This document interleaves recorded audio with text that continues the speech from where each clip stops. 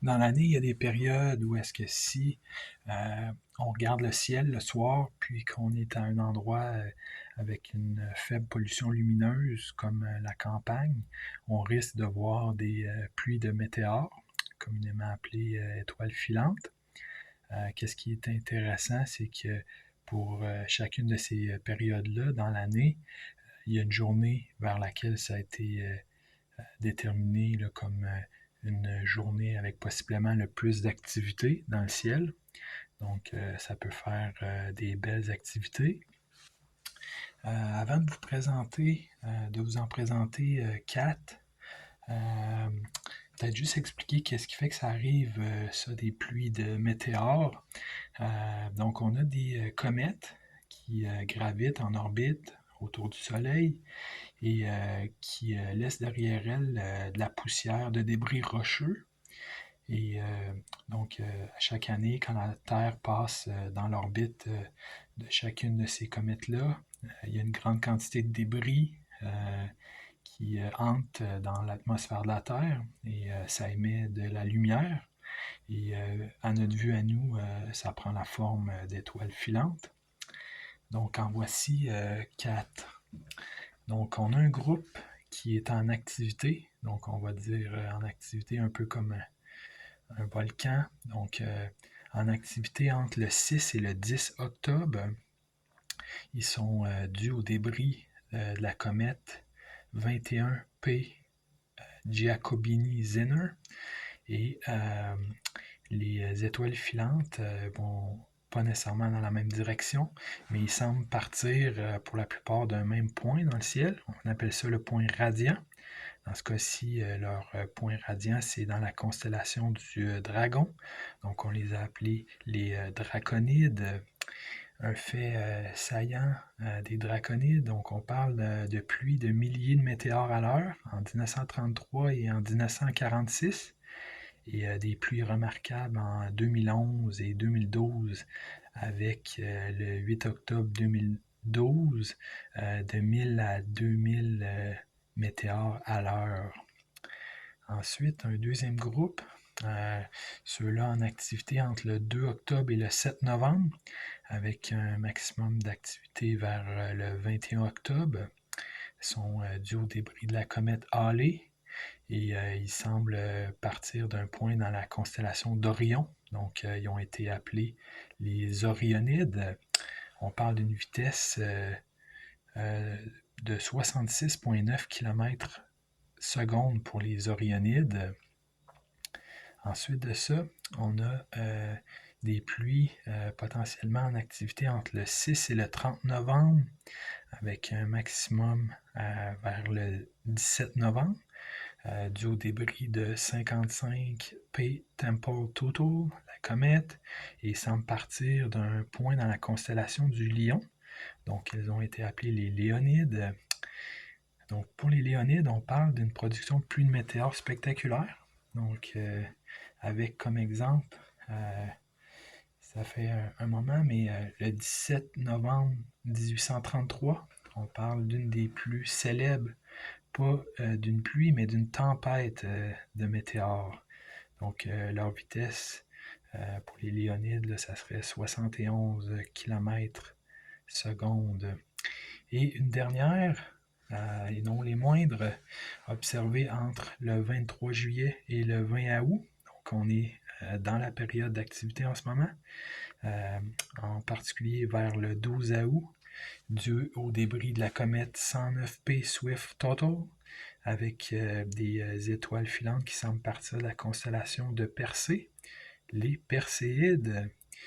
Donc, il est question de se mettre dans l'ambiance des Perséides, deux choses. Donc, on a le Festival international de cinéma et d'art de Persée, qui s'appelle les Perséides. Donc, cette année, c'est leur 18e édition, du 19 au 23 août. Et on a aussi la chanteuse Pomme, une chanteuse française qui, en 2024, a sorti un album qui s'appelle Saison. Et dans ses chansons, dans l'album, il y a une séquence de 3 chansons qui s'appellent Perséide, donc juin Perséide, juillet Perséide et août Perséide. Et je vais avoir mis dans la description la chanson Juin Perséide. Donc une très belle chanson. Ensuite de ça, dimanche dernier, c'était la conclusion du Tour de France féminin qui a suivi le Tour de France masculin. Ça a pris la forme de 9 étapes et les coureuses ont parcouru 1174 km. C'est la néerlandaise Demi Vollering qui a remporté le maillot jaune. C'est sa deuxième victoire au Tour de France. Elle avait gagné l'édition de 2023. En 2024, elle avait fait une chute à l'étape 5 alors qu'elle avait le maillot jaune et elle n'avait pas pu aller le regagner. Donc, cette année-là, elle a réussi à revenir en force. Puis, j'ai mis dans la description une vidéo où on a l'entrevue qu'elle donne après la 8e étape, lorsqu'elle retrouve justement le maillot jaune pour la première fois depuis sa chute. Donc, on voit qu'il y a beaucoup d'émotions. À souligner la Québécoise Magdeleine Vallière de Sherbrooke. Elle a terminé 18e, donc bravo. Le Tour de France, il a la particularité de commencer parfois dans un autre pays, un pays limitrophe de la France. Pour cette édition-ci, c'était en Suisse que ça a commencé. Et il y a un beau vidéo sur YouTube qui date d'un an environ, où est-ce qu'on voit Demi Vollering, la championne, justement faire un tour de vélo en Suisse au lac Lucerne. Donc, la vidéo dure une quarantaine de minutes, mais la partie vélo dure environ 10 minutes. Puis, ça donne vraiment le goût d'aller faire du vélo là-bas, disons.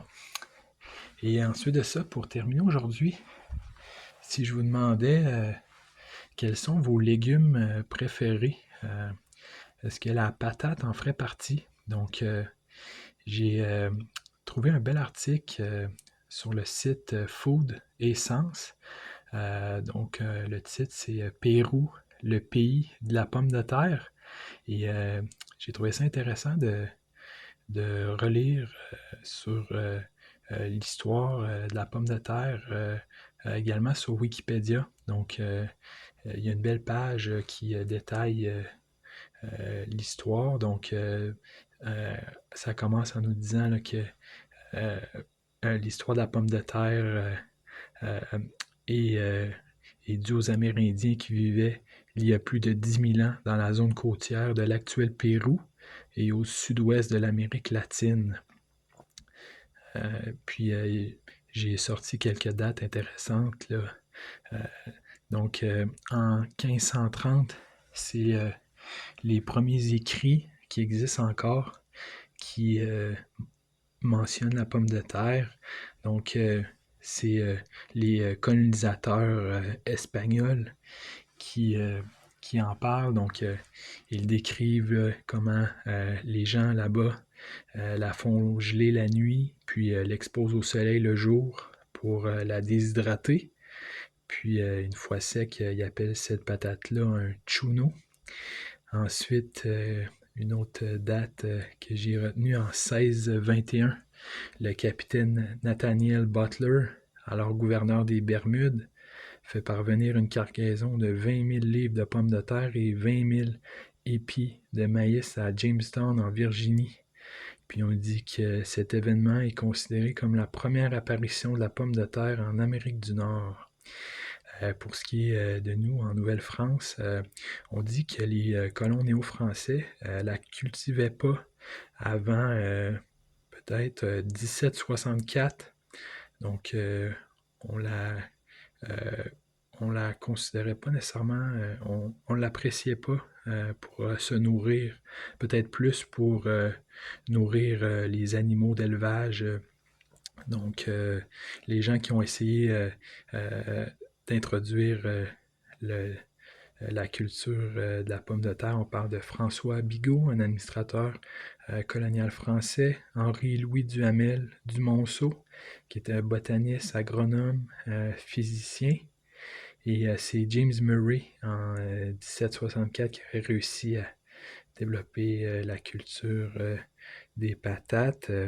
Puis, autre date reliée à la Nouvelle-France, on nous dit que c'est à partir du milieu du 19e siècle où elle se répand à travers le Québec avec l'arrivée des immigrants irlandais qui ont dû quitter leur pays à cause de la famine. Là.